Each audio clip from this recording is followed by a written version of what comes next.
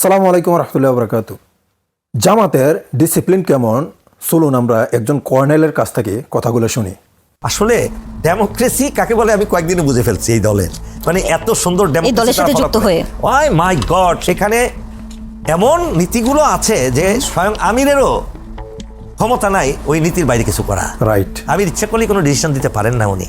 এই যে তারা প্রার্থী পরিবর্তন, প্রার্থী নিয়োগ আছে না অন্যান্য দলে, একে দিয়ে দাও ওকে দিয়ে দাও, অনেক সময় বিদেশ থেকে প্রার্থী নিয়োজিত করা হয়, এখানে কিন্তু তা না। সেই কারণে কি জামায়াতের আমির ডিফেন্সের সাথে তাদের ডিসিপ্লিনের তুলনা করেছেন? আমি তো 30 বছর সামরিক বাহিনীতে ছিলাম।